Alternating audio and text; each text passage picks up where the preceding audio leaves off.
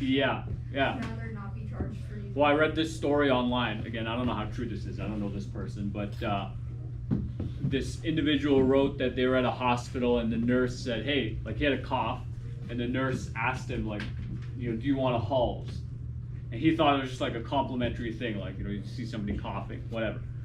Person gets his bill, it's crazy high, asks for an itemized list.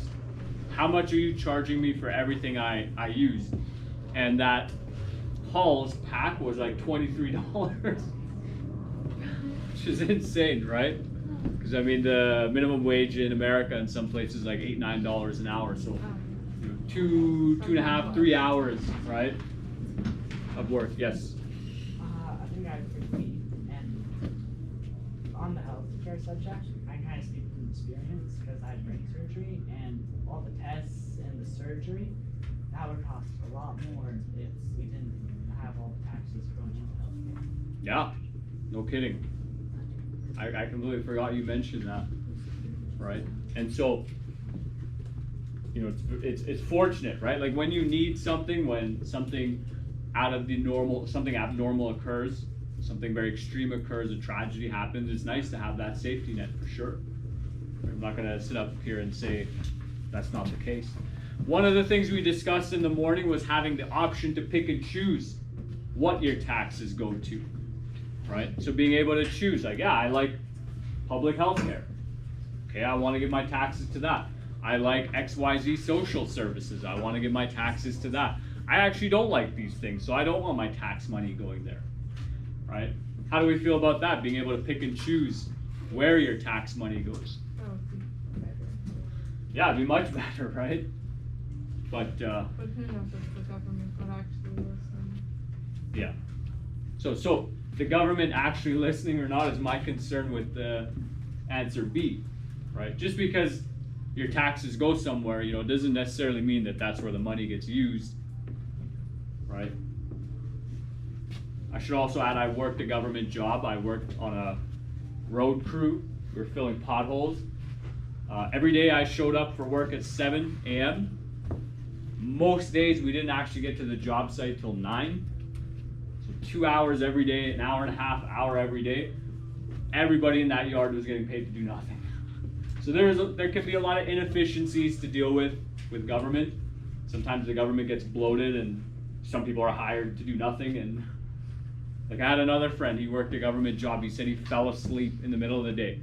Like open concept office. He fell asleep. He woke up scared, thinking he was gonna get fired. Said, I woke up, I looked around, no one was there. So he fell asleep for like an hour at work. You know, so there could be inefficiencies. Whereas on the opposite side, yeah, there are malicious people. There are people who just, do you understand what the word malicious means? Like they just want to cause harm, right? So there can be companies that will, you know, they'll just put in the fine print that if this happens, then your insurance doesn't cover your surgery, right? And then you're stuck with a massive bill, right? So it's complicated. Thank you for that discussion. We'll move on. Again, this is just a summary. Hopefully you already have some of this information, but in your previous, wherever you were writing, you just make sure you focus on the left side having higher taxes, more government involvement. The right side is less taxes and you know, less government involvement. Okay. From this slide, the main point that we'll focus on is the second and third one. So economically speaking, that's what fiscal means, F-I-S-C-A-L. Economically, the left side emphasizes having less of a gap between the wealthiest and poorest individuals. And the main method in which that is done is through more or less a forced transfer of wealth, right? So they could be taking your property, which is what they did in China and Russia under the communists. You know, it could be taxing you very high, so we do that in Canada as well. The more money you make, the more you get taxed. And I think if you earn more than $300,000 a year,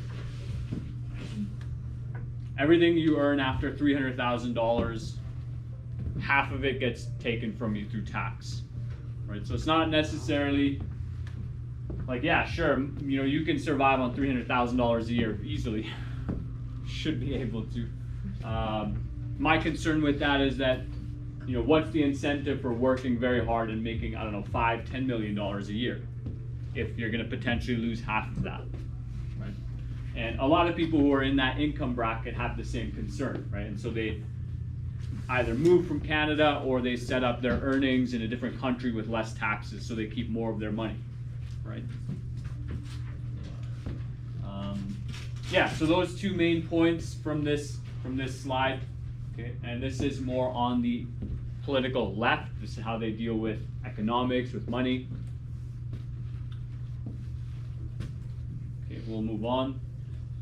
Again, you don't need to write down all of this stuff. Maybe skim through it, jot down a point or two that you found valuable. Okay.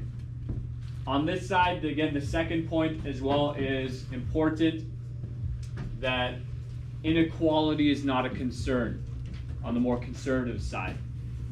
Okay. And main point I'll bring up with this complicated topic is people on the left will typically say that, well, capitalism causes inequality. Okay. But capitalism was formally written down and conceived, somewhere around the 1700s by Adam Smith. But inequality has existed long before that, right? Even before there was money. Okay, we'll look at some aspects of that later on in the course. I teach that more in my grade 10, 11, and 12, or 10 and 12 course. Okay. There have been people with more and people with less all throughout history. It's not a new or modern phenomena. It's not necessarily even related to having physical money, whether it's gold, silver pieces, or paper money. And so people on the more conservative side, on the right side, they don't necessarily care as much about inequality. If you work really hard, if you want to work 80 hours a week on your own business and go out on that venture and risk failing it all, let's say it pays off. Well, great, congratulations, right? If you want to work a casual, 30-hour work week and spend your free time doing whatever and you can make it work, excellent, right? More power to you. But you're not allowed then to be upset that, hey, this person has more money than me. Well, they're putting in more effort and input as well. Right? How many of you worked on a group project? Okay. You ever you're sighing. You probably already know where I'm going. You ever had a partner that just did nothing? Okay. I was that partner. Yeah, at least you're willing to admit it, right? It's tricky. The more you start working with people, you start to see that there are different types of people. Some people are just very focused, hard work, driven. Other people are not, right? Some people are willing to do more of the work than others, and it produces different results. When you're an adult, right? When you're working, produce very different results. And so more conservative people care less about that. Okay. The fourth point as well is important. More conservative, right-leaning governments, minimal taxes on the person, on the individual, and the government should not go into debt. Okay, the government shouldn't be spending money it doesn't have. Okay, which is kind of the problem that we're running into right now with our current government, either printing money during COVID or spending money that they don't have, and then increasing taxes in different areas, which makes life more challenging for each individual, which makes life more challenging for the people who have the least amount of money, right? If everything, the cost of living goes up, if groceries are more expensive, gas is more expensive, the people with the least amount of money will suffer the most. Okay.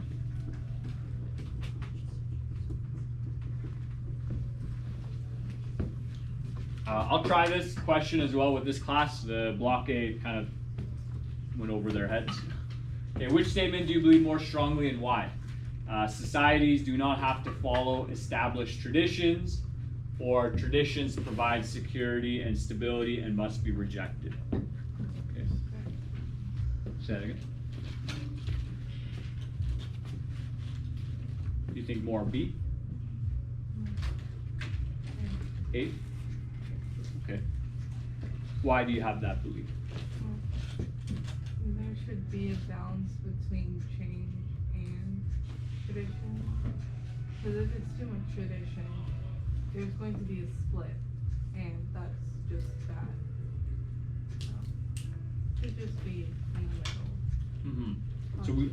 So you would pick a third option where we balance Yeah. change and tradition.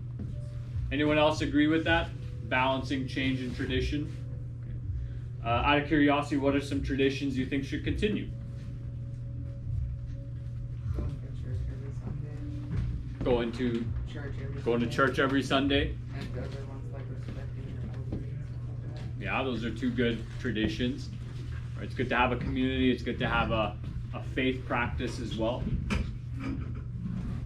What are some new things? I guess we could go either side. We could share. Something should keep the same, something we should make new. I feel like one of you two is itching to say something. I don't know, I'm kind of in the middle, but I also lean a little bit more towards B. Like Lean more towards B, B, okay? Keeping that, preserving traditions, let's say. like, it's kind of complicated. What's a tradition you find valuable?